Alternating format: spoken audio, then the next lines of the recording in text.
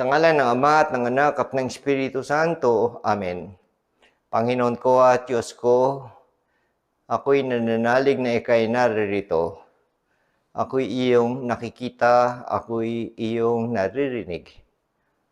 Sinasamba kita ng buong paggalang, humihingi ako ng kapatawaran ng akin mga kasalanan at ng grasya para maging kapaki-pakinabang itong sandali ng ating pagdarasal. Kalinis-linisan kong ina, San Jose aking ama at poon, anghel kong tagatanod, ipamamagitan ninyo ako.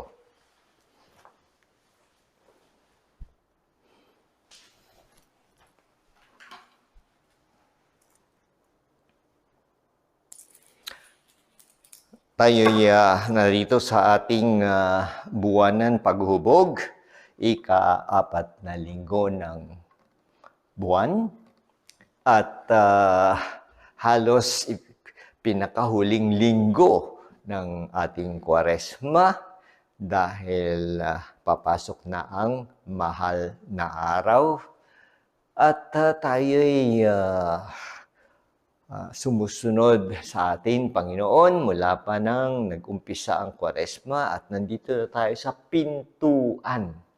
Papasok na. Gano'n na tayo kahanda o hindi handa. Dahil kahit na tayo nasa pandemic, may work at home o may pinapasukan pa rin tayo o sa bahay lang, pero hindi nagsusuri ng ating sarili. Yun ang ating gagawin sa ating paghuhubog, no? Pagsuri o humingi ng liwanag para makita natin ang ating sarili sa ating mga pag-uusapan sa mga nangyari na nitong nakaraang linggo. Kung maalala natin, ano baga nangyari at narito tayo sa harap ng Panginoon at napakaganda na para ating siyang masamahan nitong mahal na araw, no? Ito ang ating kailangan. Pagsusuri. At ito munang paksa na ating tatalakayin at pag-uusapan isang kapistahan na ating nang pinagdiwang 2 linggo na o kulang-kulang sa 2 linggo, noong 19, Biyernes, no, ng itong buwan, yun ang ating malaking solemnidad, no, na siguro alam natin, pero lampas man ang kapistahan niya, pwede pa rin natin pag-usapan tungkol kay San Jose. Nakilala natin, pero ano kaya ang ating matututunan? Meron mga debosyon at narinig ko na hindi ko nasunod, yung 33 na araw na sila'y sumusunod at nagdarasal kay San Jose. No? Meron din naman na ginawa sa ating pahina ng Saint Josemaria Escrivá, Finding God in Every Place, yung 7 linggo na debosyon para kay San Jose.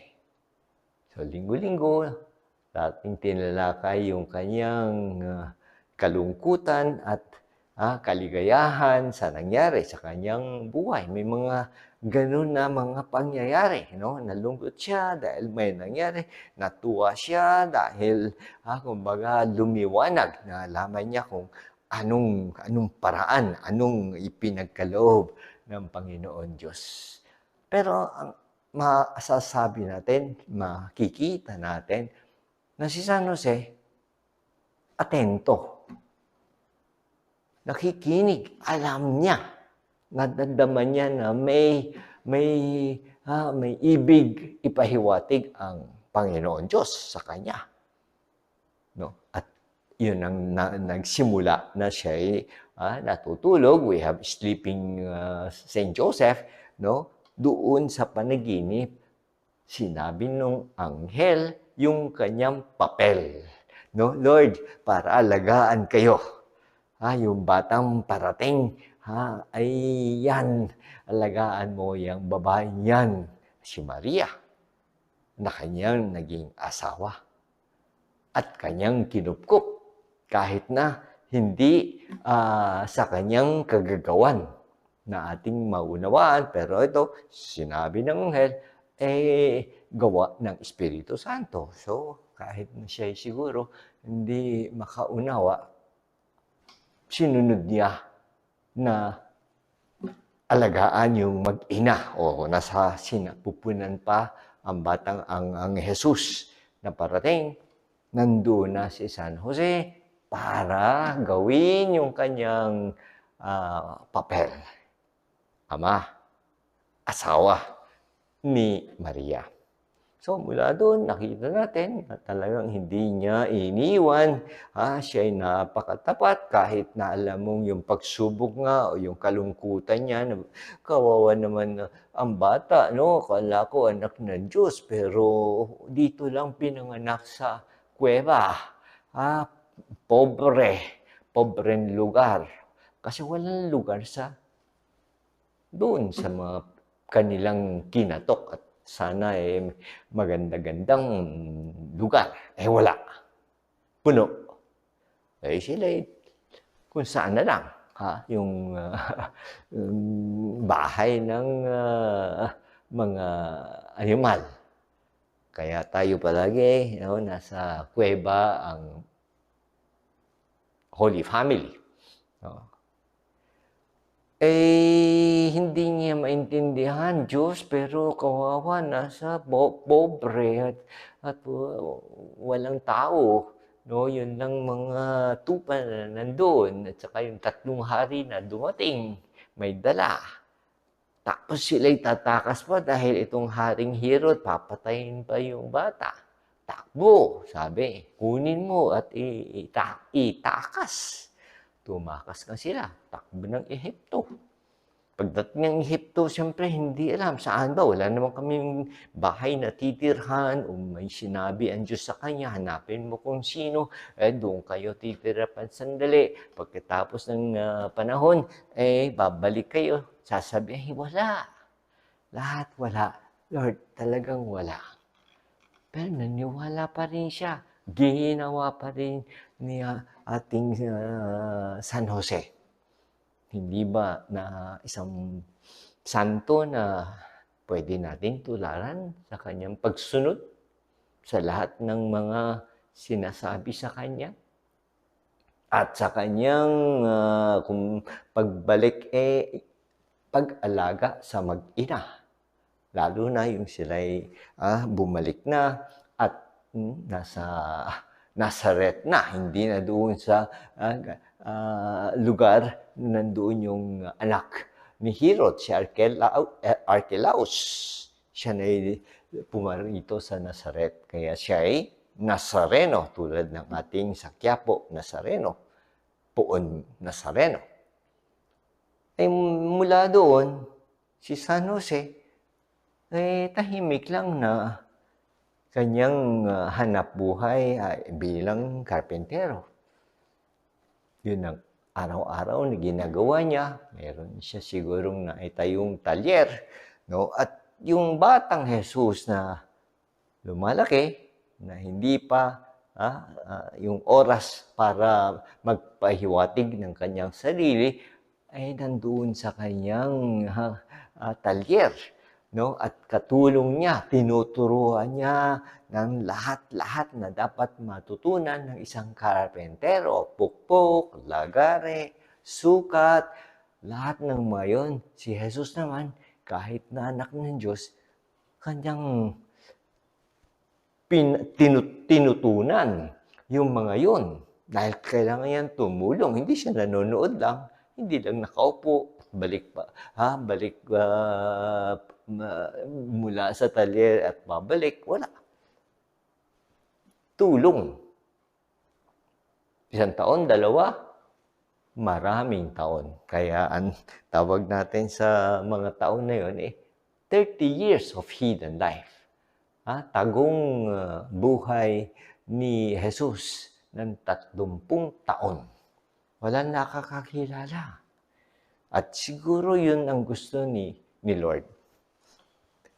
Nakausap natin ngayon na tinatanong natin, sinusuri natin ang ating sarili, ay kailangan ko bang tularan ng iyong ama na si San Jose dahil aming pinagdiwan kamakailan lamang kanyang kapistahan. Ngayong pinag-uusapan namin ulit, no? At yung ba'y kailangan natural. Sasagutin tayo ni Lord na ang daming santo, naging santo, pero walang santo na tutulad kay San Jose. Na siya mismo ang nag-alaga sa batang Jesus. Siya ang nagpalaki, siya ang nakakakilala, siya ang kasama-sama, siya ang katulong, siya lahat. At hindi sabing sandali lang na ilang linggo o nakailang buwan. Hindi, kundi maraming taon. Kaya kabisado ni San Jose ang buhay ng mag-ina. Masasabi natin ang ganyan. Pwede natin maitanong sa ating pagdarasal. Kumusta po yung mga taon na tahimik lang yung bata o lumalaki nga siya? Wala naman siya sigurong sinasabing mga kababalaghan o mga espesyal, no, na nangangaral. Hindi pa naman siya nagpubliko. Nandun lang siya sa bahay, sa talyan, balik, kasama si Maria sa bahay. Ganun lang parang tayo Parang ikaw at ako na ganun din ang ating ginagawa. Ako bilang pare, kayo bilang ama ng pamilya, o may trabaho sa labas, o ngayon work at home, o yung nanay na nasa bahay at inaasikaso yung kanyang pamilya. So, kanya-kanyang trabaho na meron tayo. At si San Jose nga ang nagpakita na yung trabaho natin, tahimik man, hindi man malaman ng publiko dahil tayo nasa loob lang ng bahay o nasa loob ng kwarto natin o nasa isang opisina na ilan lang ang nakakakilala, pero masigasig. Talagang ating pinag-iigihan yung ating trabaho, ating inaalay. Kung pwede, yun ilang bagay na matututunan natin kay San Jose at base na rin sa tinuturo ni San Jose Maria. Kasi si San Jose Maria, yun ang turo niya. Puro trabaho, trabaho. Kahit na anong trabaho, pwede mong pabanalin. Pwede kang maging banal. Ano kaya yun? Yun ang ating pinagtataka at tinatanong. Ito yung santo noong nakaraan siglo, no, na pinanganak 1902, na yumao 1975, 73 at kanyang naitatag ang Opus Dei. At maraming mga bokasyon, mga lalaki, babae, matanda, bata, may pare, may laiko. Pero ang kanyang tinuturo ay pawang trabaho ng bawat isa na pababanalin daw para mapabanal ang sarili. At pati na yung ating mga kasamahan kung saan man sa bahay, sa labas, mga kasamahan sa trabaho, mga manggagawa sa pabrika, makita kung anong klaseng trabaho ating ginagawa base sa tinuro o natutunan natin kay San Jose Maria, ay di pati sila matutulungan natin. Pati sila makakagaya sa atin. Ang galing ng kanyang trabaho. Ay, siya'y masipag, siya'y palaging nasa kanyang ginagawa.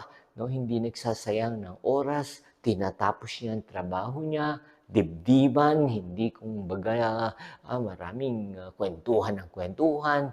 Walang natatapos. Magandang halimbawa sa atin mga kasamahan. Dahil nga, yung trabaho natin ay nagiging daan para tayo maging banal. Yun ang ating ibig na mangyari. Kay San Jose, na ating ibig mapagnilayan nitong unang paksa ng ating meditation, ganun na nga ang kanyang sasabihin din sa atin.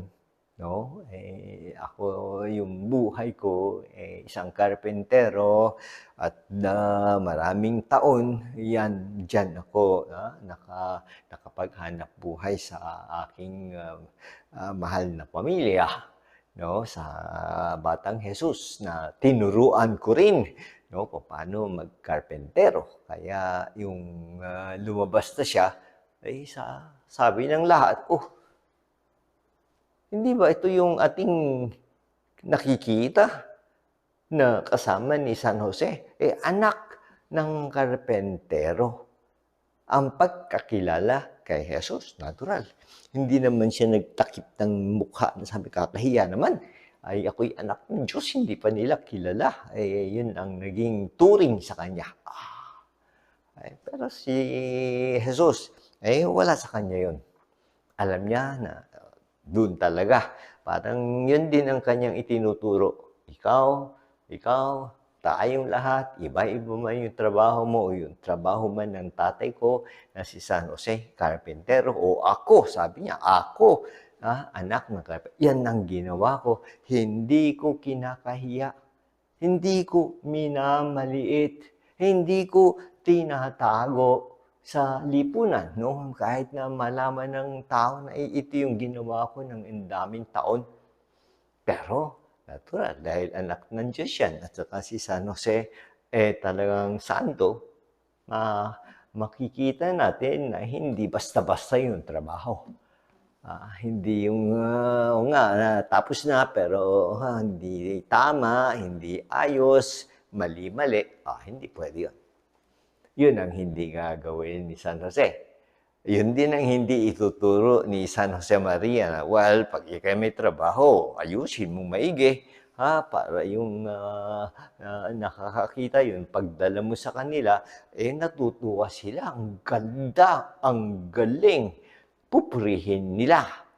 Tayo no, hindi para pagpurihan, kundi para maging kalugod-lugod sa mata ng Diyos yung ginagawa natin araw-araw. Yun nga ang trabaho natin. Kung ano man klaseng trabaho ang ating makita sa ating pansamantalang buhay, no? Hanggang tayo maging senior na patuloy pa rin, no? O hihinto na, nasa sa atin yun. Pero yun na yung ating ilang taon dyan tayo tumanda. Ayusin natin at hilingin natin sa ating mahal na San Jose na sa kanyang ipinakitang halimbawa, ating siyang matularan. Lalong-lalo na yung pagiging tahimik niya o hindi nagtatawag pansin, passing unnoticed sa kanyang ginagawa.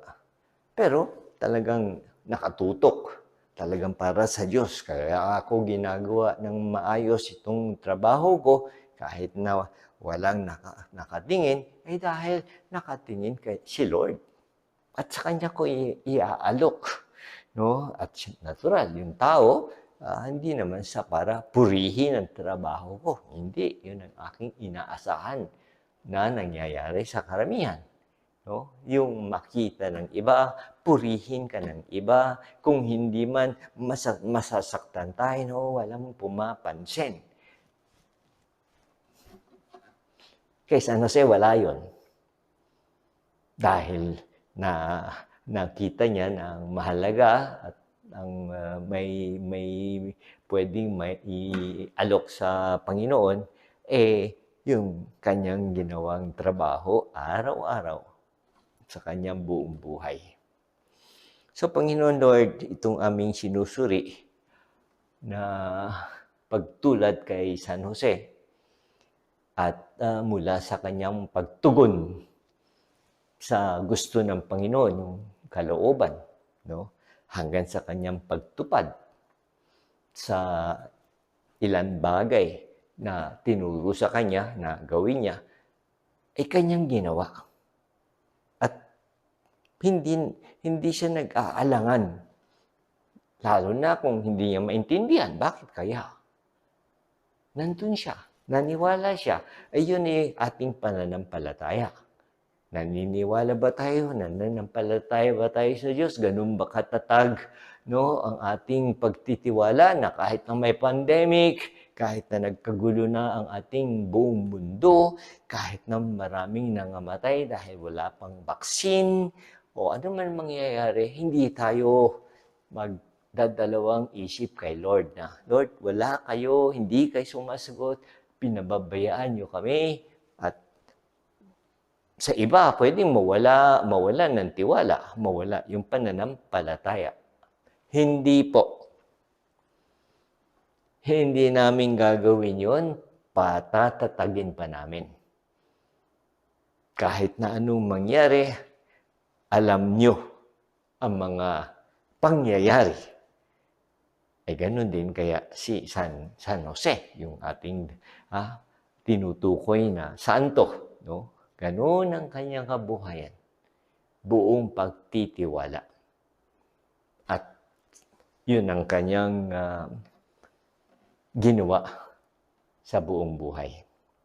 So ating tapusin ng ating pagdarasal, no? At ating pasalamatan ang ating Panginoon Diyos at patuloy na bigyan tayo ng liwanag sa ating susunod na aktibidad, pagsusuri ng budhi. Tutulungan tayo na makita natin ang ating sarili, no? At dahil napagsabi na nga natin, tayo na sa Kwaresma, tayo na sa pintuan ng mahal na araw, ay lalo na. Dahil nakikita natin yung wakas, no? Pagkatapos ng kanyang pagtusa,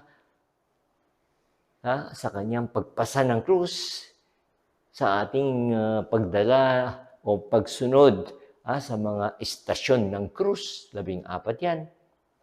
Basahin natin kung meron tayong libro.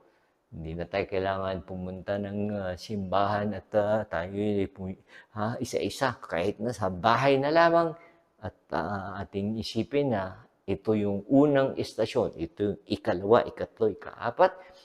At yung mga nangyayari sa bawat istasyon, ay ating pagnilayan, ating samahan si Jesus. Dahil nangangailangan siya ng tulong tulad ni Simeon. Nagpatulong dahil bigat. Diba? Mga kasalanan natin yun. Nabigat na. Pero kinuha niya ulit at hanggang sa tuktok ng Kalbaryo kanyang dinala. Bakit? Dahil sa pagmamahal sa atin. Dahil ibig niya tayong iligtas.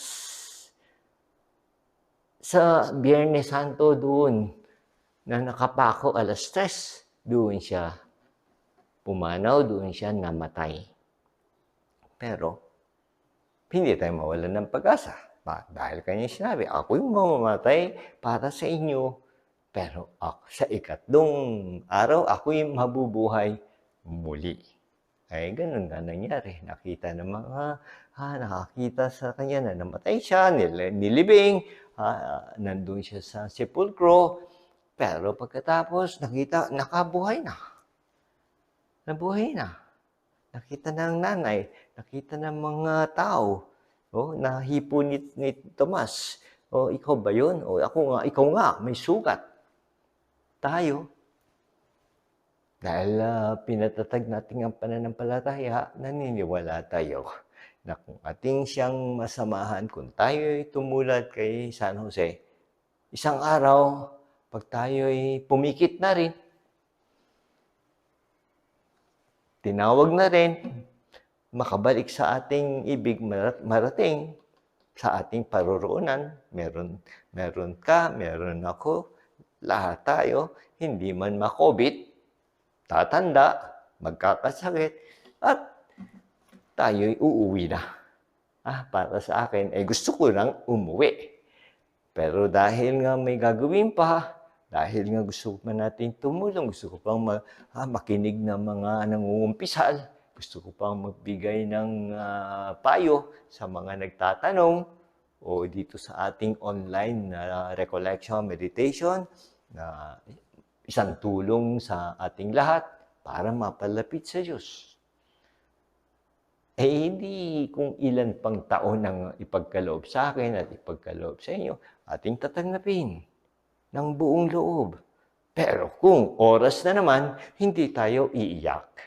Hindi tayo maghihibi na, ito na pala yung oras ko. Wow, ako'y hindi na halos makahinga at ako'y madalagutan ng hininga. Hindi tayo iiyak. Mangingiti na lang tayo. Ay, uwi na ako. Sige, pagdarasal ko kayo.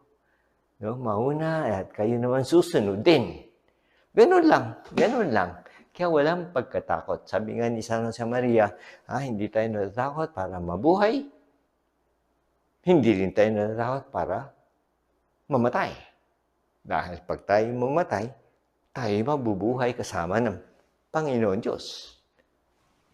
Ng ating mahal na ina, si Mama Mary, na ating tinatawag.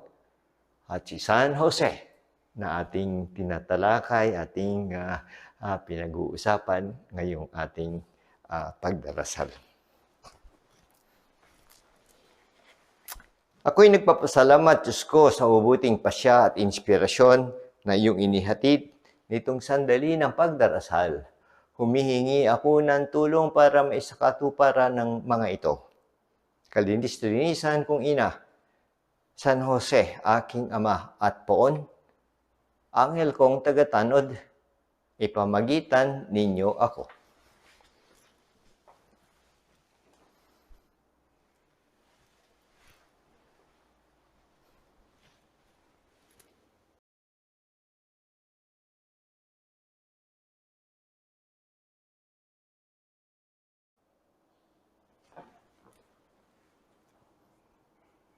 Pagsusuri ng budhi.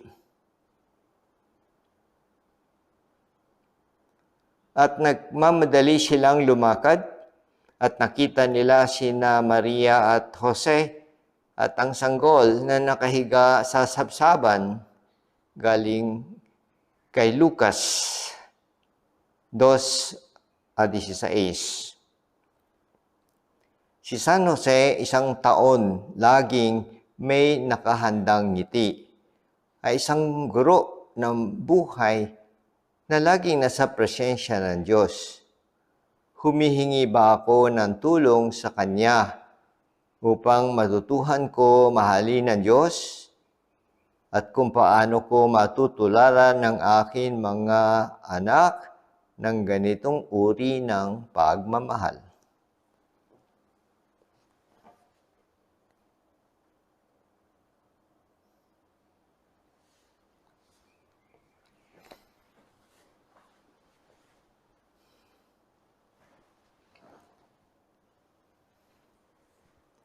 Sinasabi sa banal na kasulatan na si Jose ay isang taong banal. Ginagawa ko ba ang nararapat upang makamit ang kabanalan sa lahat ng aking mga gawain, sa aking trabaho, sa aming tahanan, at kung saan man ako naroroon? Ako ba ay tumutulong ng tapat sa lipunan? Tinutupad ko ba ng may katapatan at tamang motibasyon ang aking mga tungkulin sa aking trabaho, sa aking pamilya, at sa lipunan aking ginagalawan? Ginagawa ko ba ng maayos ang aking trabaho upang ito ay maging karapat-dapat na maialay sa Diyos? Iniiwasan ko bang magreklamo kung ako ay nakakaranas ng kapaguran? At hinaharap ko ba ang mga suliranin sa buhay sa isang positibong pamamaraan?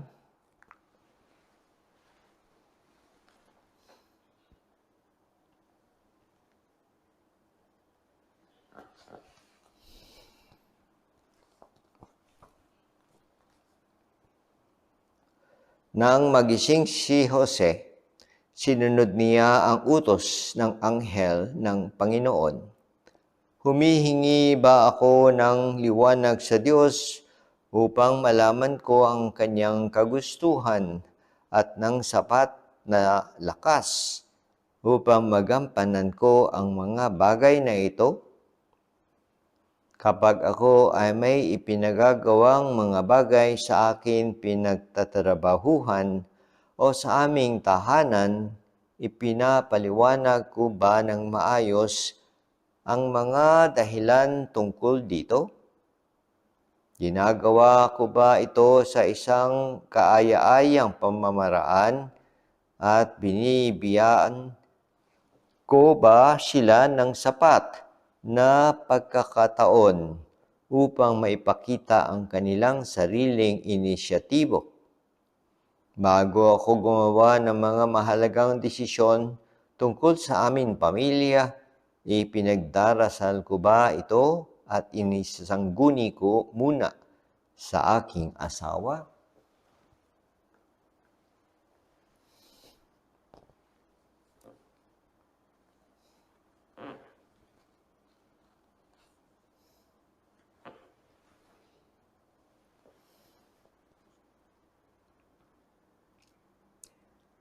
Isipin ninyo kung gaano kalaki ang pag-ibig sa atin ng Ama. Tinatawag niya tayong mga anak ng Diyos at iyang ang totoo. Nakikita ko ba ang buhay Kristiyano bilang isang buhay na patuloy sa pagsunod at pagmamahal sa Diyos? Tumutugon ba ako sa pagmamahal ng Diyos sa pamamagitan ng paghahayag sa ibang tao ng kanyang buhay at pag-ibig? Ipinauunawa ko ba sa kanila ang mga sakramento? Pinagsisikapan ko ba na ang aking mga iniisip, sinasabi at ginagawa ay nagpapakita ng pagmamahal sa Diyos? Masaya ko bang ipinauunawa sa akin mga kaibigan ang kapayapaan at katahimikan ng isang kaluluwa na laging kaniig ng Panginoon Jesus?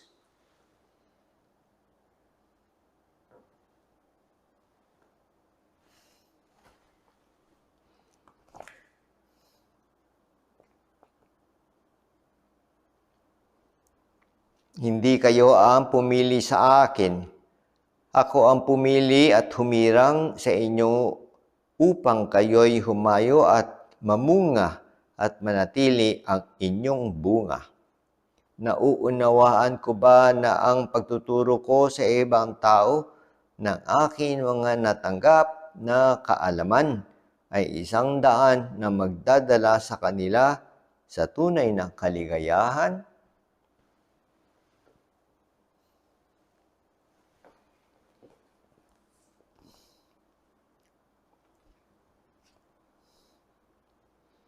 Sinabi ni Jesus sa kanya, "Sumunod ka sa akin." Tumindig si Mateo at sumunod sa kanya. Kagaya ni San Mateo, ako ba ay sumusunod kaagad sa tawag ng Diyos? Nauunawaan ko ba na ang bokasyon ay isang napakahalaga at hindi pangkaraniwang pagpapala mula sa Diyos?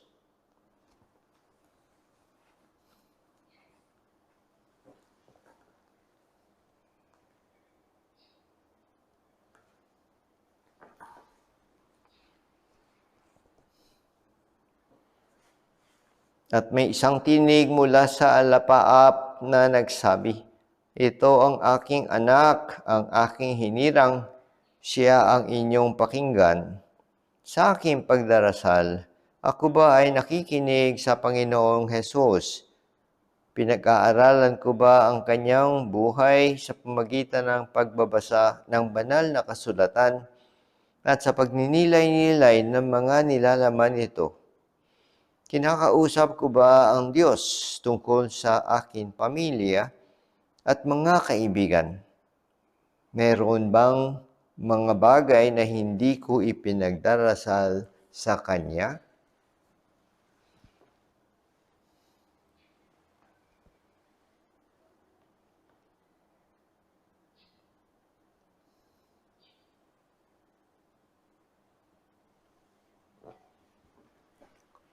Tapat ang Diyos na tumawag sa inyo upang kayo'y makipag-isa sa Kanyang anak na si Jesucristong ating Panginoon. Ako ba ay nananalig sa Diyos? Hinihingi ko ba ang tulong niya na lumalim pa ang aking pag-asa sa harap ng mga problema? O di kaya ay kung pinaghihinaan na ako ng loob?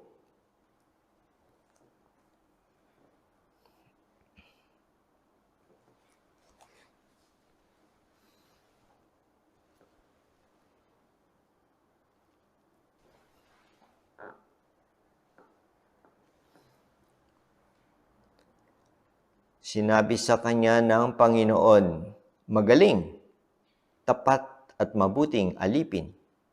Yamang naging tapat ka sa kaunting halaga, pamamahalain kita sa malaking halaga. Makihati ka sa aking kagalakan." Ako ba ay nagiging inspirado kapag naiisip ko ang buhay na walang hanggan kasama ng ating Panginoon? Nagdarasal ba ako at nag-aalay ng mga mortifikasyon at ginagawa ko ba ang nararapat upang maraming mga kaluluwa ang makatanggap ng dakilang kaloob ng ating mahabagin Diyos?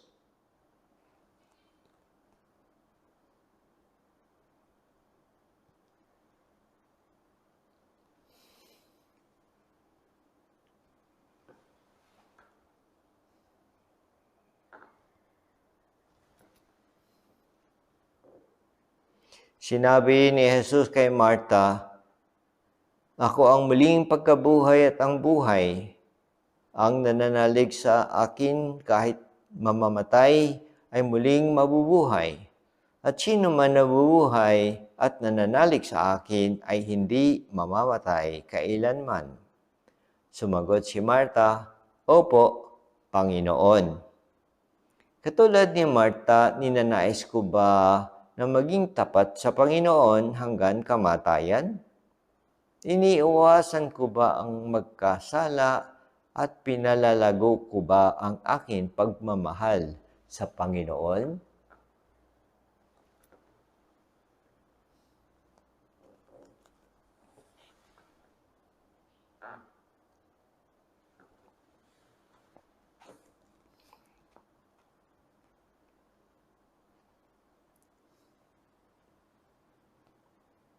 Sa pag-uusap ni Jesus at Maria sa kasalan sa Kana, makikita natin kung gaano kalapit ang ina at anak sa isa't isa. Sa pakikitungo ko sa akin mga anak, binabalansi ko ba ang aking pagmamahal at kapangyarihan upang sila ay maging tapat sa akin nang hindi natatakot o kinakabahan? Ako ba ay talagang kaibigan nila?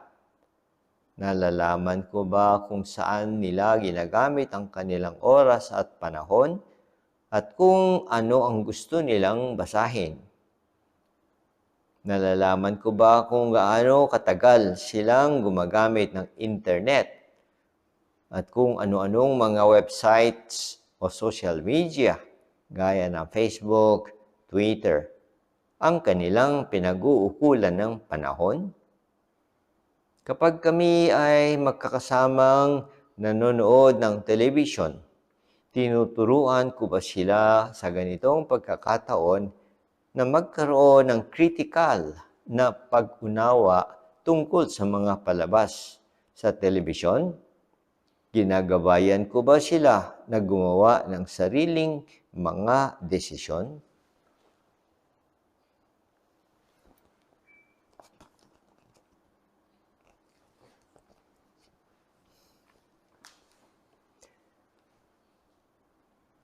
Tumangis si Jesus, kaya't sinabi ng mga Hudyo, talagang mahal na mahal niya si Lazaro. Alam ko ba kung paano ko dapat mahalin ang akin mga kaibigan? Sila ba ay aking tinutulungan, lalo na sa panahon ng kanilang kagipitan o karamdaman? Ginagabayan ko ba sila upang mapalapit kay Kristo? Naibabahagi ko ba sa kanila ang buhay at mga aral ni Kristo sa isang maayos na pamamaraan na walang halong pangamba na baka hindi nila ako mauunawaan?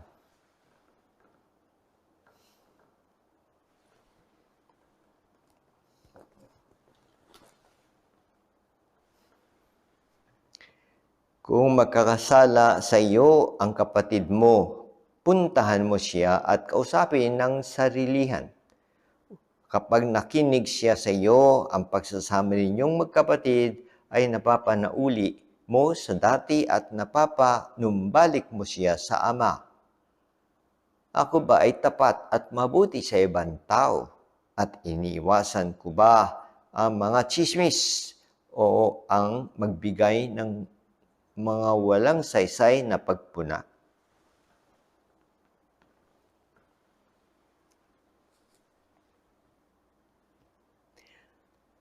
Sumagot si Maria, ako'y alipin ng Panginoon, mangyari sa akin ng iyong sinabi.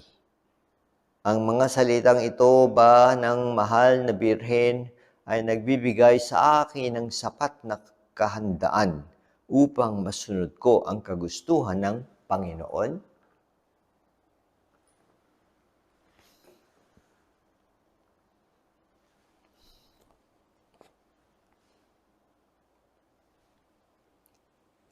Pagsisisi.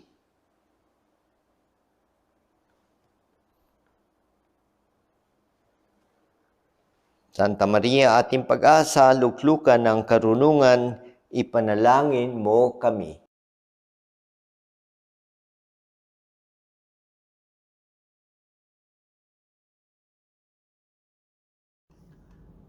In the name of the Father, and of the Son, and of the Holy Spirit. Amen.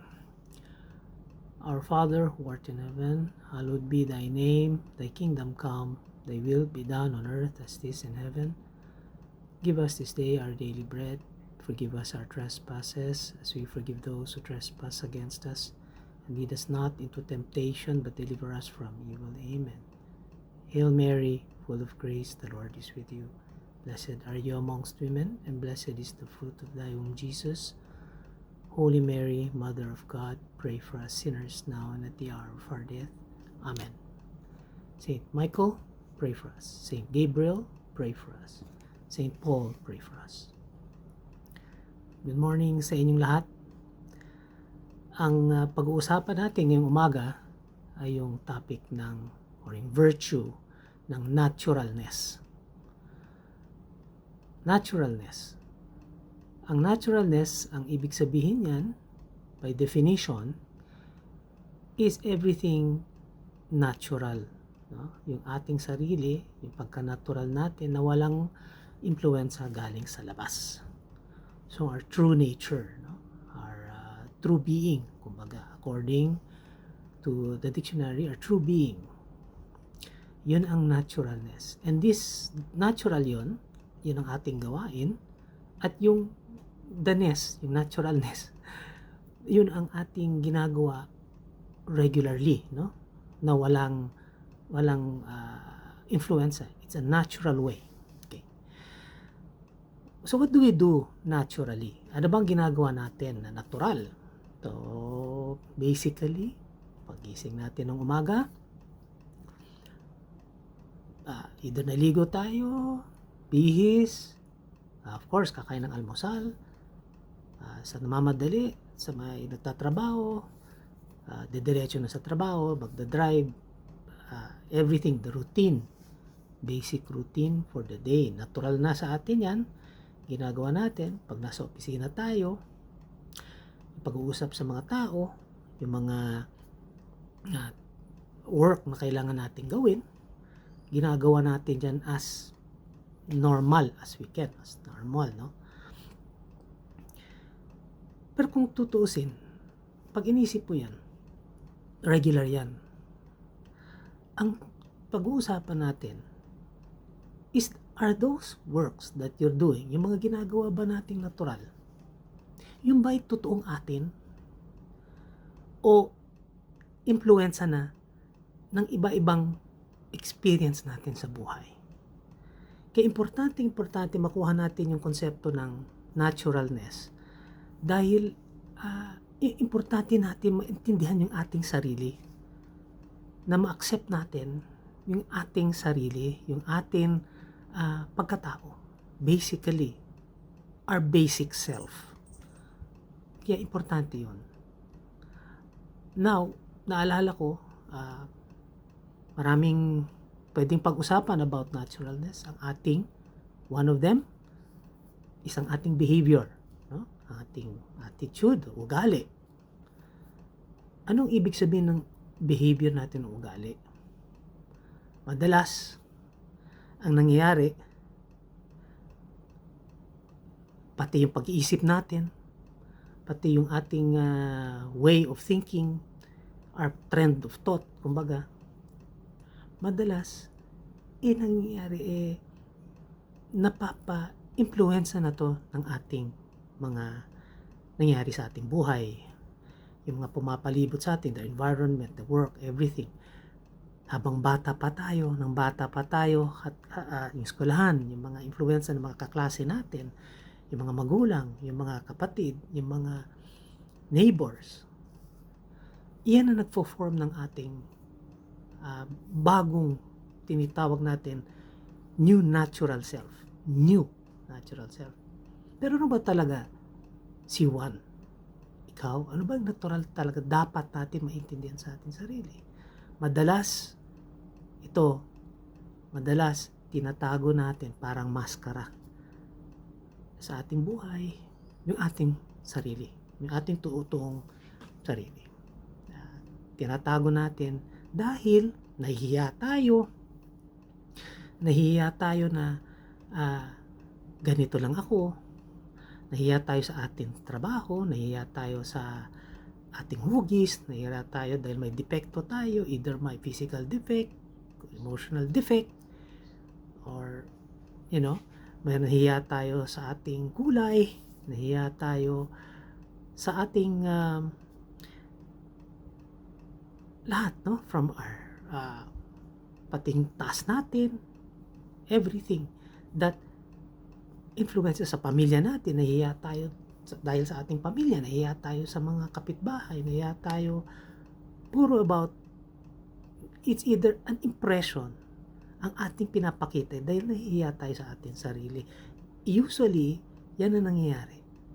Kaya ang natural self natin ay nagbabago. Nag-a-adapt tayo ng isang model, ng isang image na pinapakita natin na hindi naman totoo tayo. No? Kung tayo ay simpleng tao lang, kung tayo lang ay ganito lang kinakain sa isang araw, o ganito lang ang ating happy na tayo, kailangan gawin natin to para lang mapasama sa ibang sosyedad, para lang makilala ng ibang tao.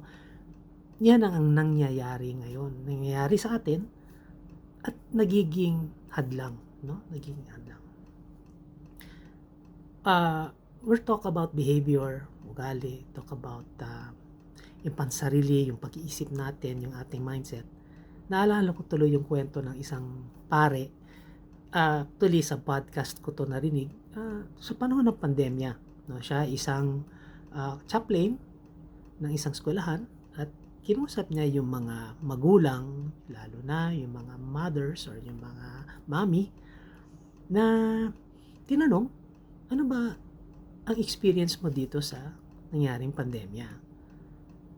Halos lahat sila ay nagsabing, Father, lahat kami ay nag-back to basics. Lahat kami dati, kanya-kanya kaming gumagalaw.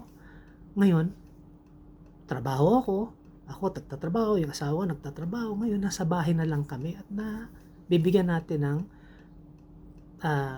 time, no? Ng ating panahon. Yung ating mga anak natin, dati nag-games ng kung ano-anong ginagawa sa internet or sa... Ngayon, nag-uusap na kami. Back to basics kami, Father. So, anong ibig sabihin ng back to basics? Sabi ni Father, no? Ano bang ginagawa niyo, basics? Yung mga dating inisip natin importante, hindi na masyado palang importante yon.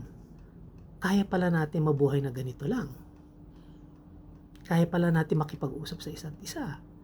Hindi na kailangan umabot sa ganito. Mayroon rin experiences yung iba na nakikita nila yung sarili nila na ganito pala ako. Hindi ko pala alam na ganito ako sa inyo. Hindi ko alam na ganito pala ako sa ibang tao, sa mata ng ibang tao. Na-develop niya yung ugali dahil sa trabaho, na ugali or yung self na dati siyang ganito lang, ngayon hindi na siya ganyan. Dati siya masipag na nagluluto, ngayon ayaw na niya magluto. Maiba naman, nagbaliktad, no? Mahilig ako magluto, ngayon pwede ko na gawin yung magluto. Pwede na ako maging mas simple ang buhay. Simplified, simple life, no? Yan ang nangyayari, no? So, nagkakaroon tayo ng yung pagkukunwari. So, that's one important part, no? Na importante na makuha natin yung concept natin. So, we have to know ourselves to be able to do so many things. No? What are these things? So, kung sa tinatago natin, nahihiya tayo, maraming nangyayari dyan rin. Yung, alam mo, yung thinking about our, about others, no? Paano natin mabago tong ating behavior? Paano ba natin mabago yung ating mindset? Kung ganyan lang kung alam nating examples, alam natin na ganito tayo, na ganito lang ang gagawin natin. Hindi mangyayari yan kung hindi natin talagang tanggapin na mayroon tayong hidden talent. Mayroon tayong tinatagong totoong self na nakikita lang natin yan pag malapit tayo sa ating pagseserbisyo sa ibang tao, pagbibigay example na maganda sa ibang tao. So ito'y lumalabas na magagandang asal. Hindi tayo nagtatago, hindi tayo nagpapakita ng ganitong mukha, pero tayo bumababa, nagiging mas simple, nagiging mas basic ang ating needs, ang ating pagtutulong sa iba, no? Meron akong naisip at actually meron akong naalalang kwento. Kung alam nyo lang, yung kwento ng soldier at si Buddha. Ito, narinig ko rin sa isang kwento between the soldier and Buddha. So anong kwento yan? Nangyari, may isang sundalo na naglalakad sa isang daan. Galing siya sa gera, galing siya sa enkwentro, naglalakad siya. Nakita niya isang tao nasa ilalim ng punong malaki. Diba si Buddha sa punong malaki. Nakita niya itong tao to. Nakita niya, ano bang ginagawa ng taong yan sa ilalim ng puno? Parang walang ginagawang tama. Parang wala, no? Nakita naman siya ni Buddha at binati siya. Tapos sabi niya, hey, Sabi ng sundalo, anong ginagawa mo diyan sa ilalim ng puno? Sinabi niya, anong sa tingin mo? Sabi ni Buddha. Ano mas tingin mo ginagawa ko? Sa tingin ko, ikaw isang matabang tao na nakaupo doon at nagmumuni-muni. Ganun ang tingin mo sa akin. Isang mataba na tao na nagmumuni-muni. So, sabi ng sundalo, ikaw, anong tingin mo sa akin? Sabi ni Buddha, nakikita ko si Diyos. Nakikita ko ang Diyos. I see God in you. Nagulat ang sundalo. Bakit ko kwento yun? Dahil ganyan dapat tayo. Ang goal natin ay makita natin sa mga tao ang Diyos. Kasi kung ang tingin lang natin ay pang sarili natin, ang natural self natin ay liliit, mawawala yung totoong sarili natin. Pero pag nakita natin ang Diyos, malalaman natin na our way of getting to Him is through others, is to being able to serve others, being able to show good example. Ganun. But paano tayo makakabigay ng good example kung ang sarili natin di natin kilala?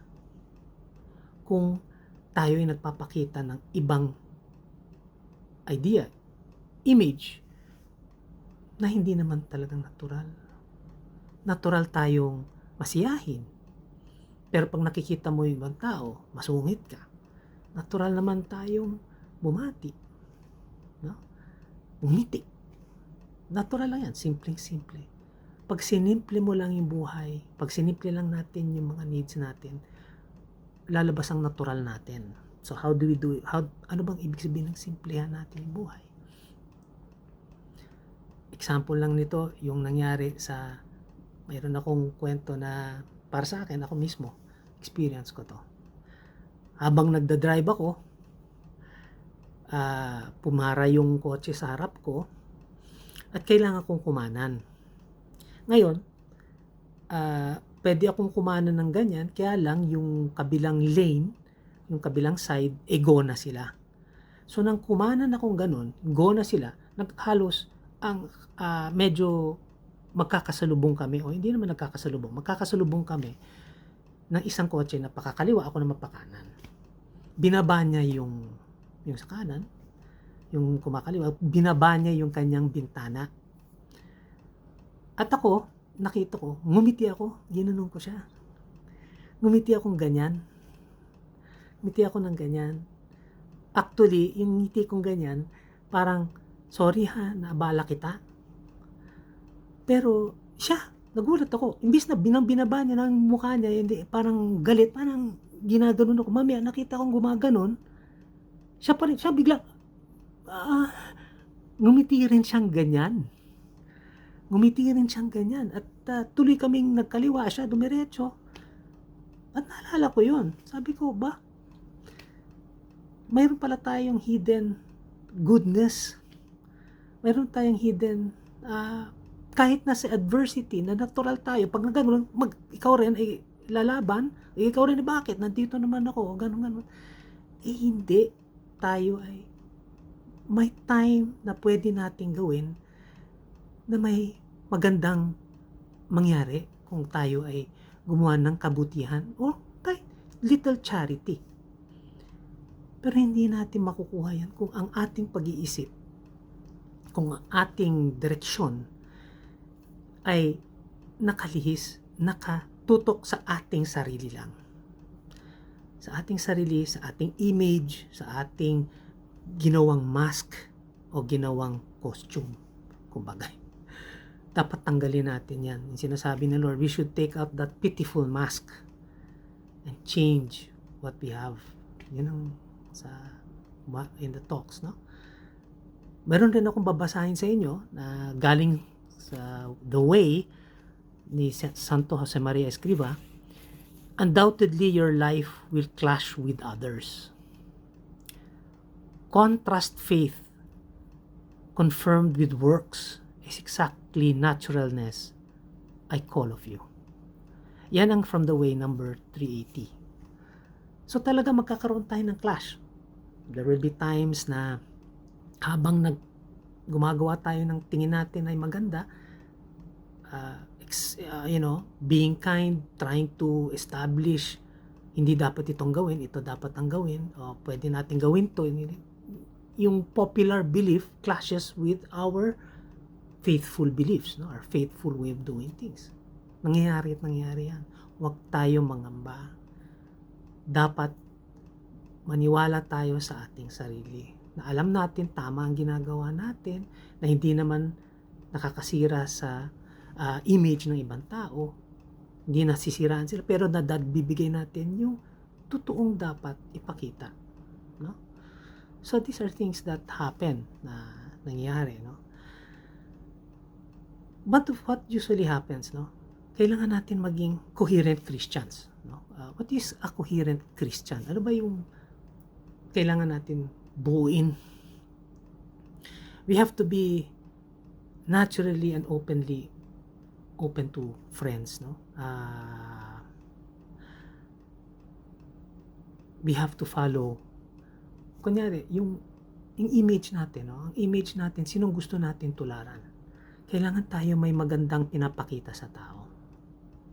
And sometimes we don't know who to follow. What image? Inisip ko, ito yung image na pinapakita ko. Tingin ko naman, okay naman siguro ang image kong ganito. Pero kung tutusin, simple lang naman ako. Sino dapat tularan? Sino ba dapat ang gawin? Ang magiging basis. So we're looking at, siguro pwede tayong tumingin kay St. Joseph. St. Joseph na itong taon niya, this is his year of St. Joseph, a very simple man, established in his craft. Simpleng-simple. Anong ginawa niya?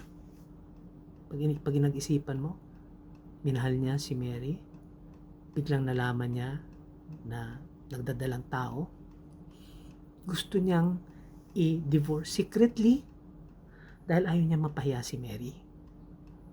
Pero ito yung magandang nangyari sa kanya. Dahil kasimplihan niyang tao, dahil sa paniniwala niya sa Diyos. In a dream, di ba, lumapit ang anghel sa kanya at sinabi that the child is of our Lord, of God the Most High. Naniwala siya doon. At kinuha niya si Mary, ginawa niyang asawa si Mary. Dahil sa paniniwala niya, sa Diyos paniniwala niya. Belief in the goodness of our Lord, in the will of our Lord, the will of our faith.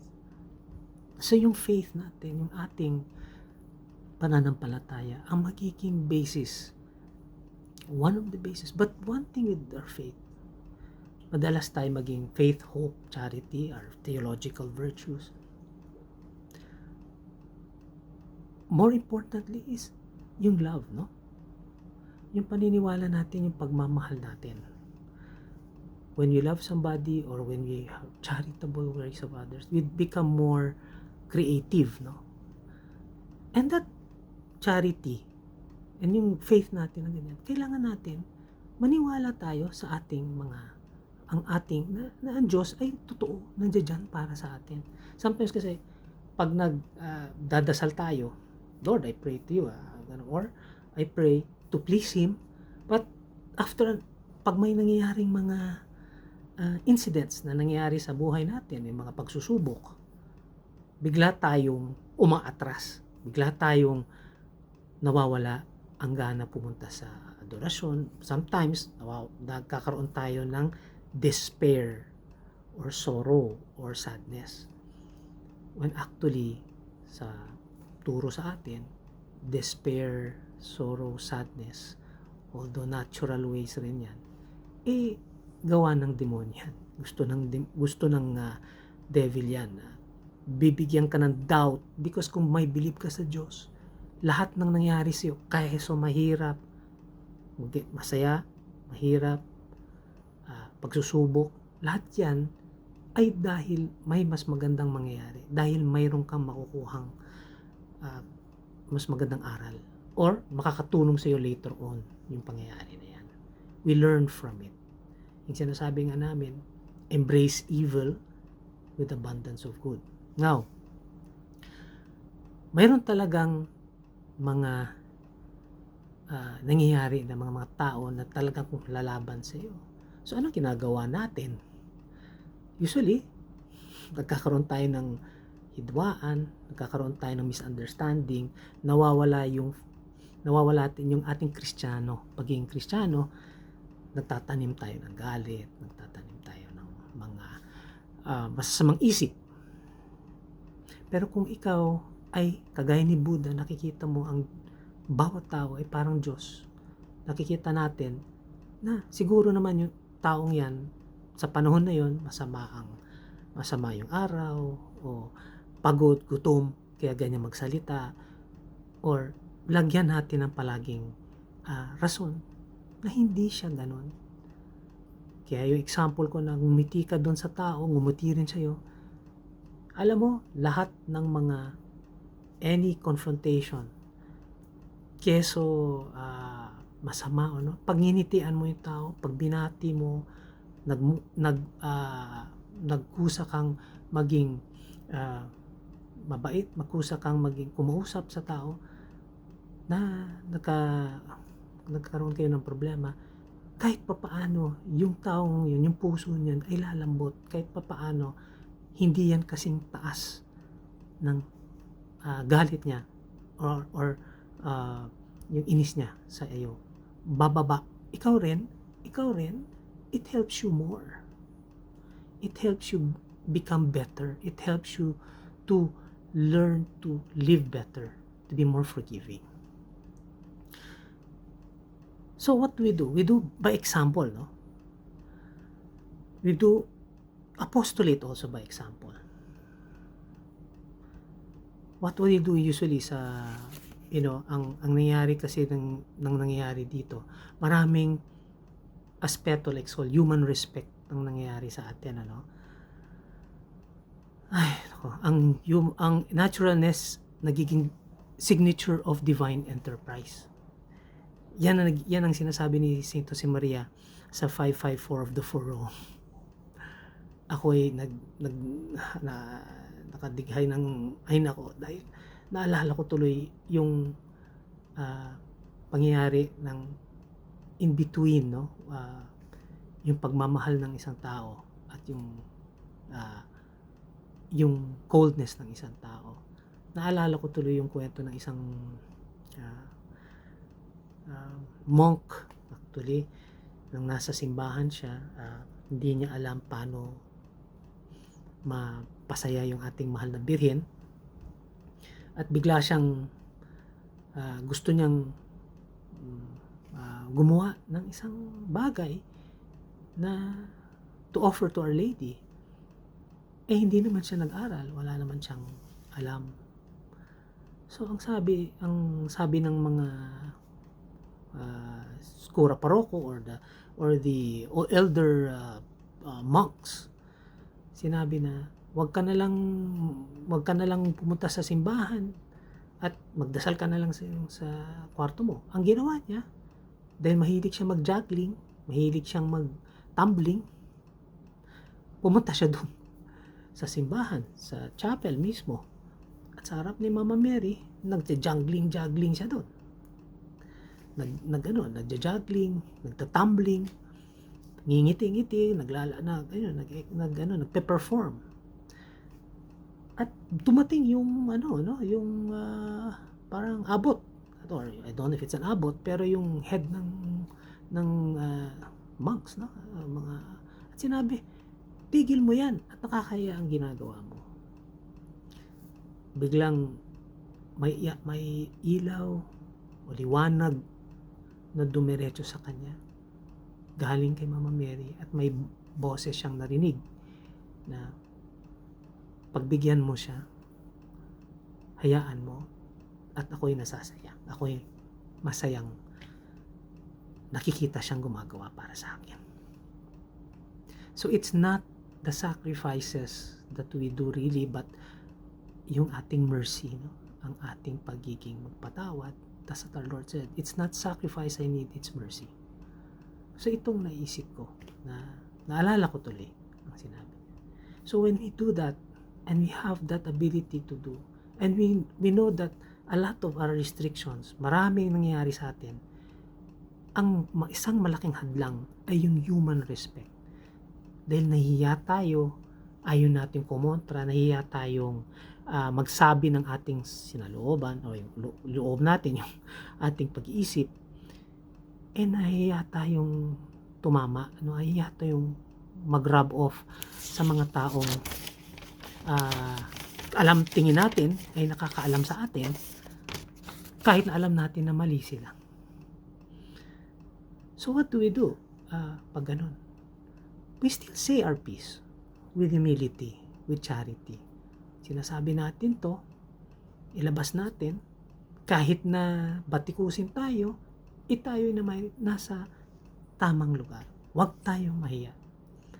Because yung taong yan, pinagsasabihin, may isip rin niya, oo nga, baka naman tama. Ang Diyos na ang bahala dyan. And then pagdasalan natin, pwede mong daanan sa magagandang asa sa dasal, sa example. So most of what we do, people learn dahil sa ating example sa buhay natin. Kung ang ating natural self ay nakikita natin na kailangan nating maging isang taong na nakita natin na nagdadasal tayo, nakikita natin na mas mabait tayo, na mas may pasyensya tayo, na isang taong father na goes an extra mile for his children, kahit na hirap siya, nagluluto kahit hindi dapat siya magluto. Lahat ito examples nakikita ng mga tao. Ay, sasabihin nila, ay ito si Juan o ito si Jojo. Naku, sarap gayahin. And that's one way we can get people closer to God, our apostolate. Dapat tayo makita yung apostolate ng environment natin is through friendship. And hindi natin makuha friendship kung hindi tayo totoo sa ating sarili. So friendship is following our Lord, no? Mayroon akong naisip tuloy na kwento ng isang mentor, magaling na mentor, dating retired executive ng isang company, na nag-mentor na siya. At yung mga sinabi niya, alam mo, Bobong, hirap. Akala ko alam ko na paano mag-mentor dahil nasa libro yan, nasa module. Kailangan pala kaibiganin mo lahat ng tao at doon mag-uumpisa. Hindi mo pwedeng sabihin, itong gawin mo, itong pwede mong gawin, itong pwede mo. Kailangan kaibiganin mo. Hindi mo siya pwede kaibiganin kung wala kang pinapakitang totoo, sinceridad. A true friend is sincere in everything he deals with other people.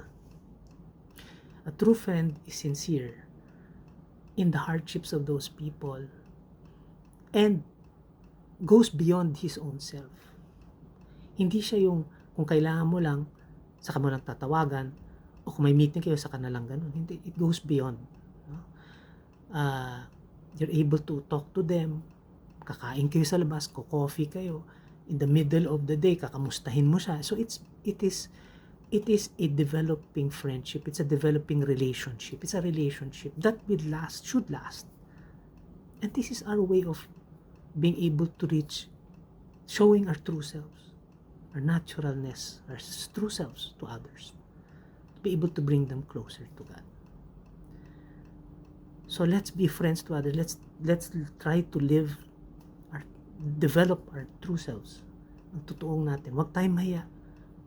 Pag-aralan natin ating sarili. Let's learn to be good examples for others to follow. Itong Holy Week, parating na ang Holy Week. Ang Lent, we're in Lent right now, at ang Easter Sunday is coming up. Dapat nating tingnan yung ating sarili. Siguro we can pray, reflect, ano ba talaga ang importante sa aking buhay? Ano ba talaga ang pwede kong gawin para ipabuti yung ibang tao na kasama ko, paano maging maka-serve. It doesn't have to be material or big.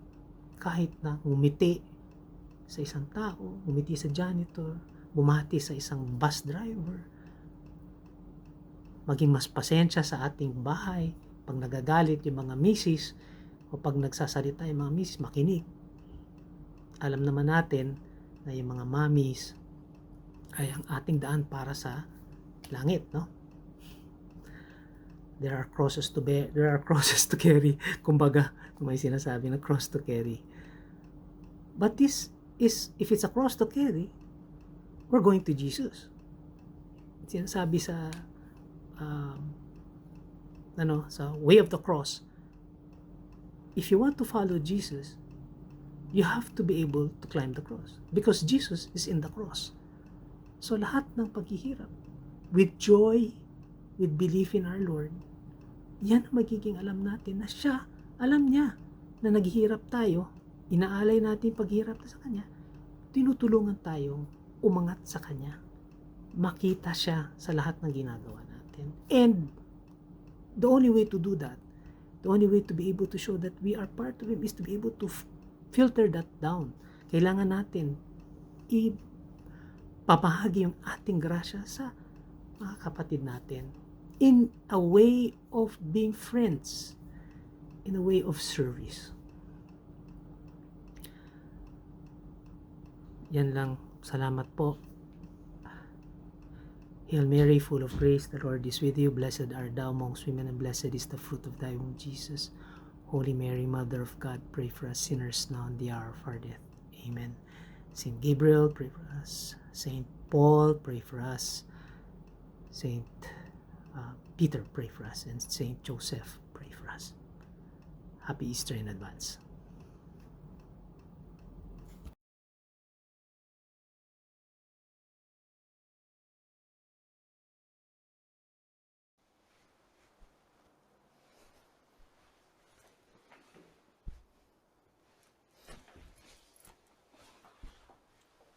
Sa ngalan ng Ama at ng Anak at ng Espiritu Santo. Amen. Panginoon ko at Diyos ko, ako'y nananalig na ika'y naririto. Ako'y iyong nakikita, ako'y iyong naririnig. Sinasamba kita ng buong paggalang. Humihingi ako ng kapatawaran ng akin mga kasalanan at ng grasya para maging kapaki-pakinabang itong sandali ng ating pagdarasal. Kalinis-linisan kong Ina, San Jose, aking Ama at Poon, Anghel kong tagatanod, ipamagitan ninyo ako.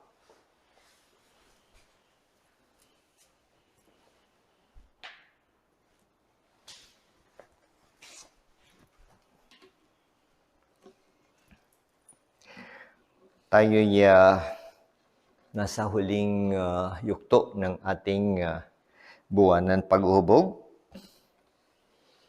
Sa araw nito na ika-6 na linggo ng Kwaresma at papasok sa mahal na araw. Magandang araw din na hindi nating gugunitain pero ating babanggitin sa ating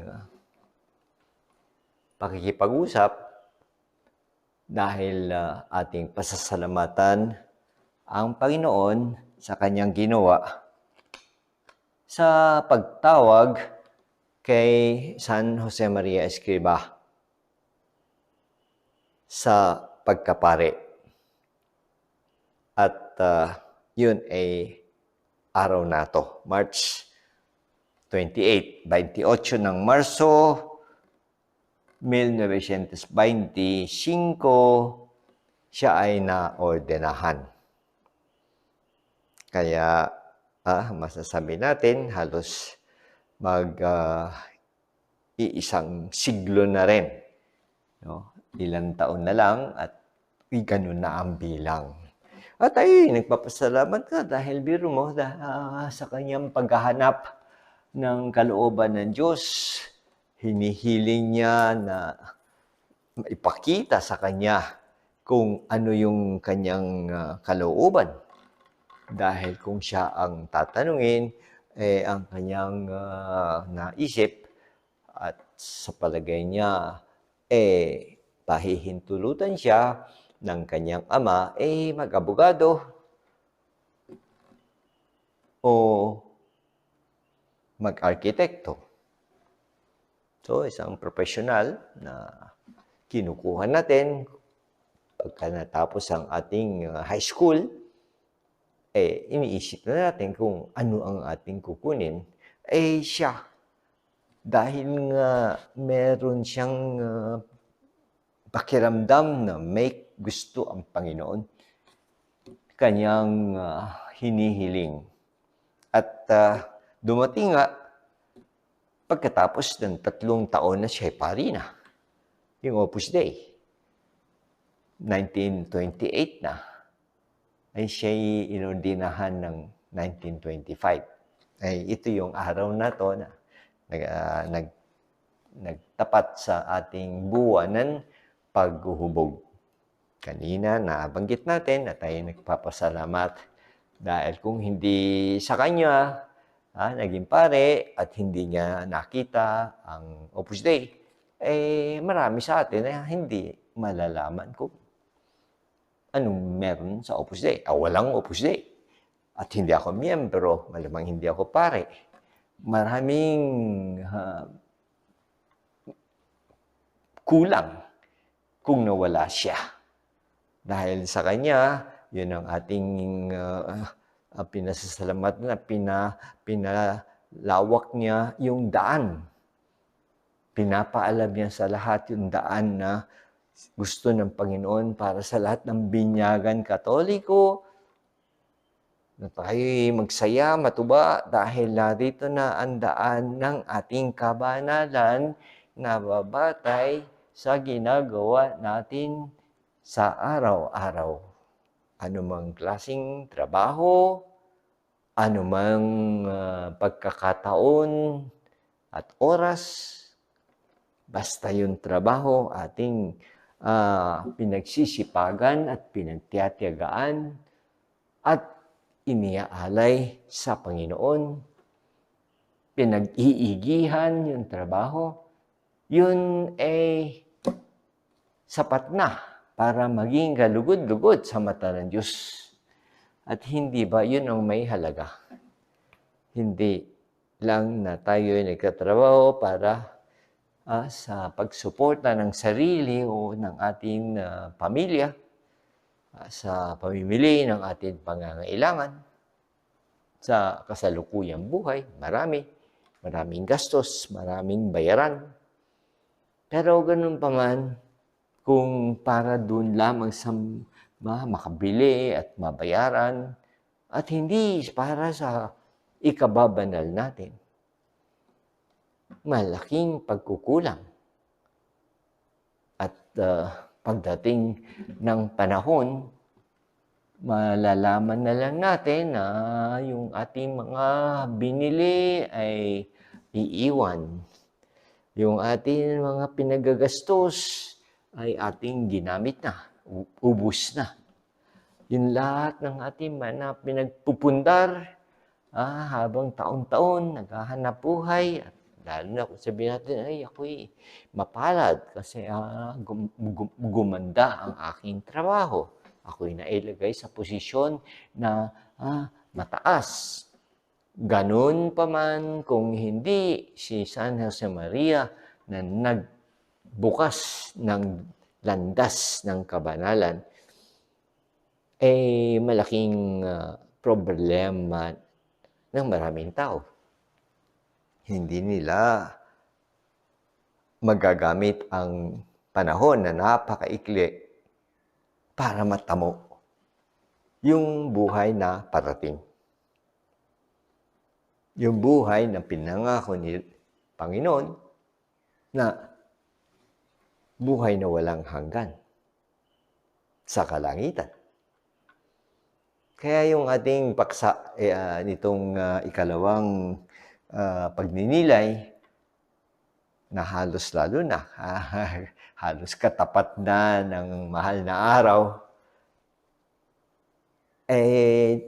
direct to the point. Yun na yung tanong natin sa Panginoon. Hindi na tayo mag-aaksaya ng iba't ibang ginagawa na wala namang relasyon sa ating ibig marating. Ito'y pansamantala lamang na ganito, nag-aabala, natapos na, nag-abala naman sa kabila, natapos na, yun naman, para saan? Itong mahal na araw, ipinahahiwatig sa atin na dumating ang ating tagapagligtas, na ating kilala na si Jesus. At kanyang pinagbilin sa kanyang mga alagad. Ako'y papasok na sa Jerusalem, at ako'y dadakpin, at ako'y pahihirapan nila, at kanila akong papatungan ng korona na espinas. So, ako'y magpapasa ng krus hanggang sa dumating sa Biyernes Santo, at doon magwawakas yung kanyang buhay. Sa krus, na siya ay ipapako, at naroon sa itaas bilang tao, naghihingalo hanggang sa siya'y malagutan ng hininga.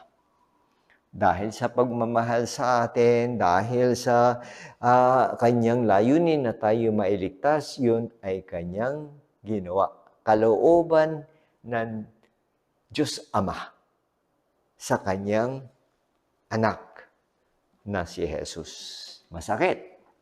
Napakasakit. Pero mo, Ama, pinayagan, pinahintulutan yung anak, yung ikalawang persona, na hindi lamang magturo, mangaral, gumawa ng mga milagro, magpaalam dun sa mga sumusunod sa kanya kung sino siya.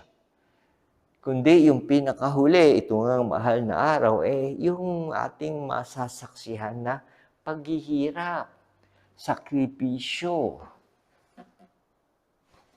Hindi lang pagod. Tayo napapagod sa trabaho, nagpapawis, siya'y nagdurugo buong katawan dahil siya'y pinaghahampas ng latigo. Siya'y, kumbaga, kinutya, pinahiya. Ikaw na anak ng Diyos. Sige, magsalita ka. Tahimik lang siya. Alam niya na ganito talaga ang kanyang sasapitin at hindi masakit sa kanyang kalooban. Talagang ginusto niya na ito ang mangyari. Kanyang papasanin at doon mamamatay sa krus. At dahil doon, nandun ang ating kaligtasan. At nandun ang ating tagumpay. At ganoon din ang tagumpay ni Jesucristo. Na dahil sa siya'y namatay, siya'y mabubuhay pagkatapos ng ikatlong araw. Atin ding itanong sa pagdarasal natin ngayon na ano baga ang ating pinakamahalagang gagawin. Na tayo'y ipinanganak, tayo'y isinilang, tayo'y narito na, may mga bata pa, may mga binata na, ang iba may pamilya na, ang iba retired na. So itong bang buhay na tuloy-tuloy. Dati nandyan siya, bukas wala na, may parating na naman ng mga bata. Saan tutuloy? Saan pupunta? Anong layunin? Anong gagawin? Meron bang nakaplano ang Diyos? Tulad kay Abraham nang siya'y nagsimula na magtawag na para sa paghahanda ng mga Israelita na piling mga tao na ililigtas ni Jesus. Nagsimula pa kay Abraham, maraming siglo. At mula doon, tuloy-tuloy hanggang umabot sa kapanahunan ni Jesus. At pati yung mga alagad na kanyang pinili na siya'y nasa public life na, buhay publiko, at inumpisahan niyang piliin yung 12 alagad dahil sila'y aatasan na humayo at magdala ng mabuting balita. So napili yung mga yun. At yun ang kanilang ginawa hanggang sa sila'y naging martyr dahil hindi ganun kadali. Sila'y pinagbabato, sila'y pinagpapatay. Kaya martyrs ang tawag natin sa kanila. Pero hindi sila natakot. Kanilang inialay tulad ni Jesus sa krus, sila kung saan man sila nakarating mula sa Israel hanggang sa kalapit na mga probinsya. At patuloy yung mga misyonaryo, yung mga sumunod sa kanila, nahinto, umabante, huminto, ay halos 2,000 taon na sa ating panahon. At natapat na tayo magdiriwang ng 500 taon na ating Kristyanismo dito sa ating bansa. Mula noong 1521 na pumasok yung mga misyonaryo at nag-umpisa na mangaral at dalhin ang mabuting balita galing kay Jesus. Yung simbahan na tinatag niya, makarating dito at 500 taon na ang lumipas. At kung titignan natin, ano na ang nangyari sa mga dumating rito at nagpatuloy hanggang sa kasalukuyan yung atin mga obispo at atin mga kaparian, mga parokya, simbahan dito sa ating bansa. Simbahan doon, simbahan dito, yung ating simbahan dito, gano'n na spread out, no? Yung ilabas na lahat. At marami nang nakakaalam, narinig, at nalaman, at ginagawa, isinasabuhay. Kaya, sila ba'y na kanyang natuklasan yung turo? O sila ba'y may tawag tulad ni San Jose na maging ama?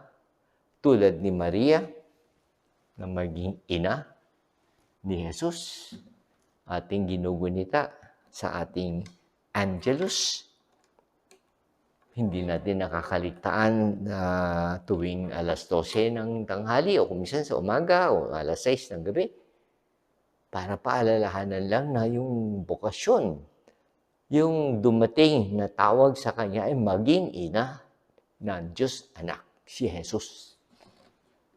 Na ginugunita natin kapag Pasko, yung magsilang sa pamagitan ni Maria. Yun ang tawag sa kanya, yun ang tawag kay San Jose, yun ang tawag sa ating San Jose Maria, sa kanyang pagkapare, sa kanyang pagiging tagapagtatag ng Opus Dei. Para maipalaganap niya, maipaalam niya sa maraming bansa hanggang dito sa ating sariling bansa. Ayun ang kanyang bokasyon.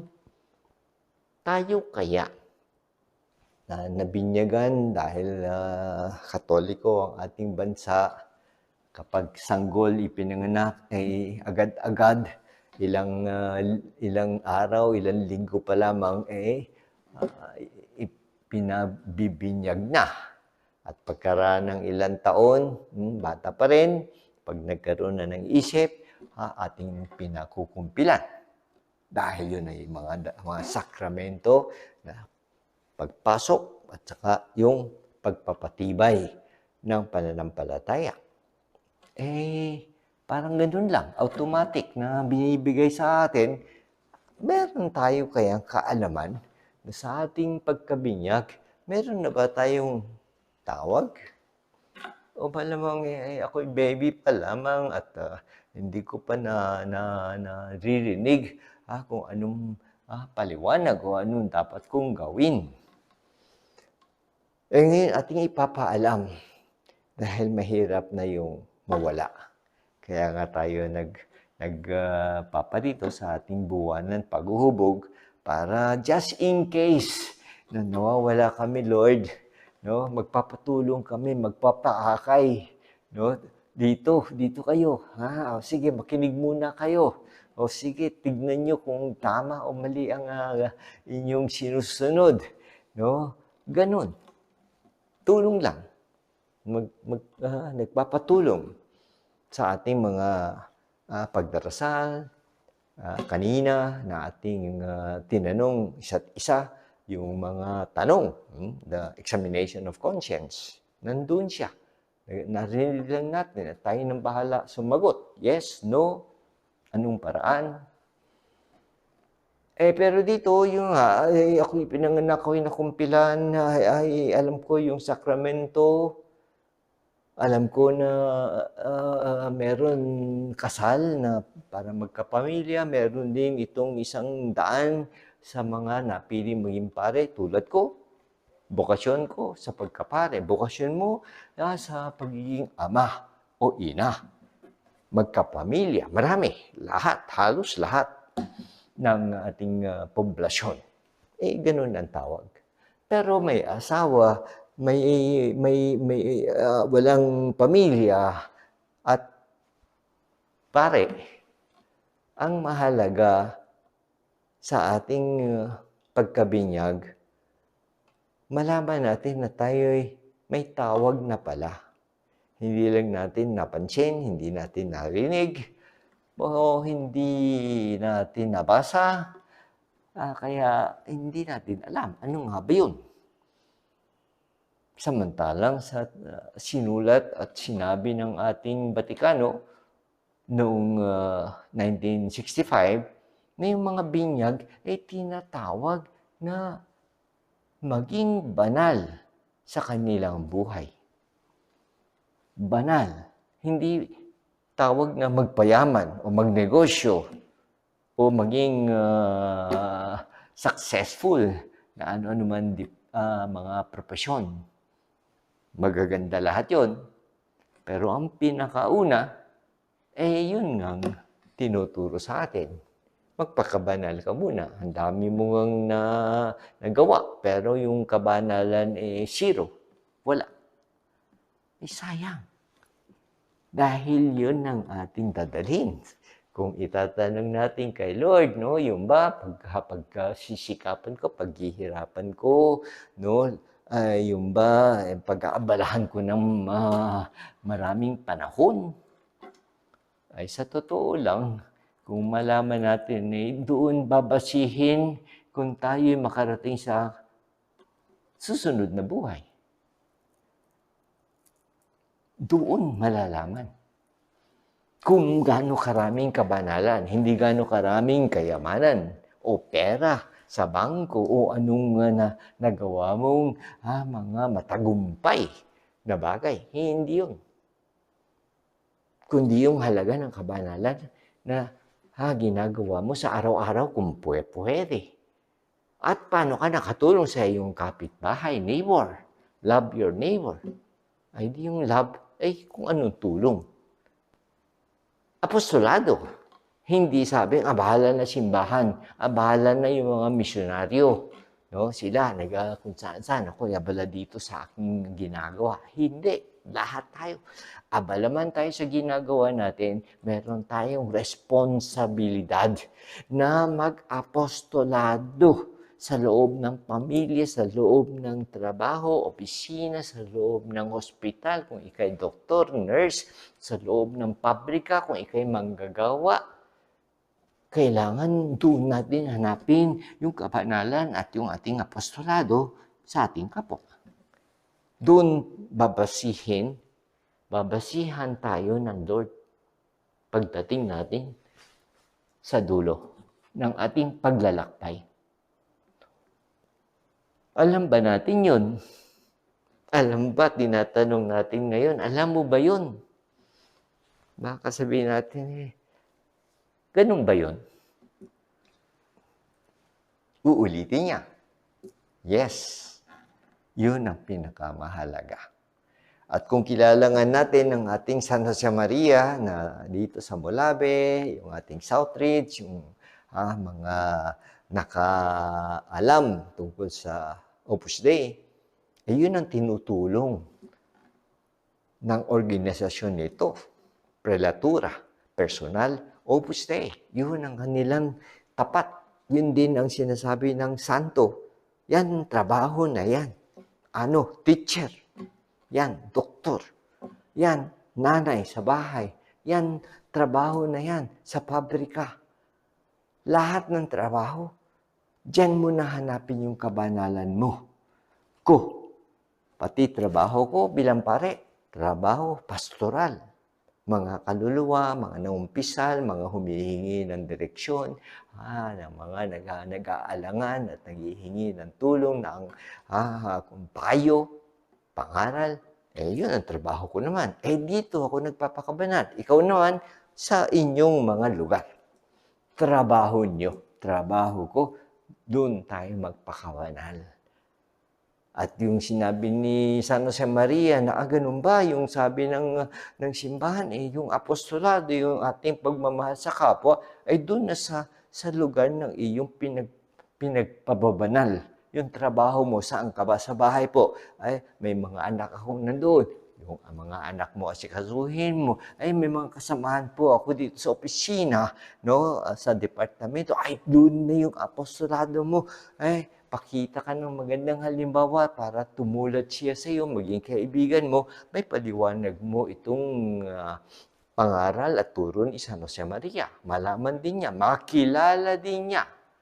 Sa ganun, mapapadali yung ating pagparoon sa ating paparoonan. Walang iba kundi yung langit. Kapag tayo namatay, kapag tayo ma-COVID, kapag tayo inatake sa puso, kapag tayo ay tumanda na, hanggang doon na lang. Inabot man ng 100, hanggang doon na lang yung katandaan natin. Pero ready, dahil nasunod natin yung kabanalan na tinuturo at yung apostolado na ginagawa natin saan man tayo naroon. Wow! Thank you! Salamat, San Jose Maria! Dahil nalaman namin at tayo ngayon ay masigasig na inaalam paano ganun nga ang mangyari. Dahil hindi naman sinabing kabanalan, apostolado, automatic magawa na natin. Hindi ganun kadali. Pag-aaralan, itatanong, ganun ba? Ito yung trabaho ko. Anong kabanalan meron dito? Daan. Sa ginagawa ko ngayon dito, mamaya nandun ako sa bahay, mamaya may kasama na akong mga kaibigan, barkada ko. Pwede ba sa lahat? Yes! Yun ang maganda sa Opus Dei. 24/7. Walang pahinga siya. Kung gusto, pwedeng-pwede. Kaya yung debosyon natin kay San Jose, dahil nga, ating siyang pinag-usapan sa unang pagninilay, at yung ating San Jose Maria, yung kanyang kapistahan ngayon bilang pagkapare ng maraming taon na, wow, nagtugma. Silang dalawa tutulong sa atin. Napaka-ordinaryo na karpintero na Parisio sa Maria dahil tinupad niya yung tawag, yung calling, bokasyon. Tayo ang tawag. Anong bokasyon tayo? Christian vocation. Christian, para sa lahat ng mga nabinyagan na Katoliko, may tawag na. Paano kayo, Father? Paano yung mga members ng Opus Dei? May tawag ba sila? Meron. Anong pagkakaiba? Nagtanong yung isa, ganun pala, lahat tayo bilang binyagan ay magpapakabanal at mag-aapostolado. Anong diferensya? Anong pagkakaiba sa kayo na member? Pareho. Sabi ni Jose Maria, Siya ang sumagot nitong tanong dahil may nagtanong sa kanya, ay ano nga ba? Ang pagkakaiba ay yung miyembro na dumating sa akin, yung tawag, sinagot ko, yes, 24/7 din. Yan ang bukasyon sa Opus Dei. Pag ikay handa at iyong nakita, tinatawa ko ng Diyos at masaya kong tinanggap at nagpapasalamat. Lord, thank you. Sa aking college, nakilala kong Opus Dei at hindi nagtagal. Ako'y nag-commit. Yes, ito yung gagawin ko. Buong buhay ko. Ilang taon lang yan. Wala pang 70 years. No? Yun na ang gagawin ko. At masaya na ginagawa. Dahil sa ginagawa natin, sa tulong ng Opus Dei, ako'y patungo doon sa paroroonan ko. Tama yung daan. Magtanong-tanong tayo. Yung mga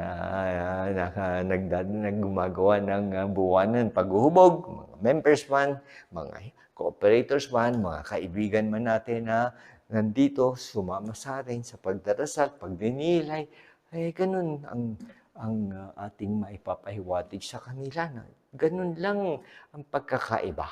Halos parehong-pareho dahil maliban sa akin, ako'y pare, pero yung mga miyembro, nanay, tatay, selebato, may mga trabaho, wala man silang dapat ikabit na medalyon. Ako, Opus Dei, o lalagay dito, Opus Dei. Wala. Pareho mo, pareho kung sino-sino, pare-pareho. Nagtatrabaho lang. Magkakaiba lang kung paano masigasig. Yun lang. Kung maaaring magkaroon ng pagkakaiba. Paano sila magtrabaho? Ating tapusin ulit itong ating paghuhubog ng buwan ng Marso. Halos katapusan na rin ng buwan at hihilingin natin sa ating Panginoon, ating kausap, tulungan tayo sa pagpasok ng isang linggo na mahal na araw. No? Na alam natin na humihiling siya na samahan mo ako sa aking sakripisyo. Huwag kang matakot. At siyempre, kakabahan yung mga alagad, nagsitakbuhan dahil baka masangkot. Siguro alam na natin ngayon, huwag matakot. Dahil kailangan natin sumunod. Dahil si Jesus Kristo mismo nag-imbita sa atin lahat. Gusto mong sumunod sa akin? Pasanin ang krus. Ayoko, mabigat. Paano? Wala si Jesus. Pag walang krus, wala si Jesus. Sa isang krus na ganito, palaging nakikita natin na doon si Jesus Kristo nakapako at doon namatay. At doon naman siya nagwagi. Kaya gusto rin natin magwagi. So, Mama Mary, kayo'y nasa paanan ng krus sa mahal na Biyernes Santo. Hindi nyo iniwan ang iyong anak ni Jesus sa kanyang pagdurusa at sa kanyang pagkamatay hanggang siya ay ibinaba at itinabi sa iyo. Katulad nito. At sana ganun din kami. Ganun din tayong lahat. Kapag tayo ay lalakad na, kapag tayo ay tatawagin na, ay nandoon yung ating mahal na ina. Kalong-kalong tayo. Dahil mahal na mahal natin siya, mahal na mahal din tayo ng ating ina.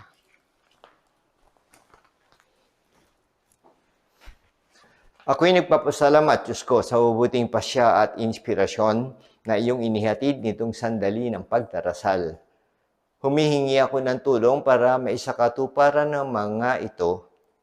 Kalinis-linisan kong ina, San Jose, aking ama at poon, anghel kong tagatanod, ipamagitan ninyo ako.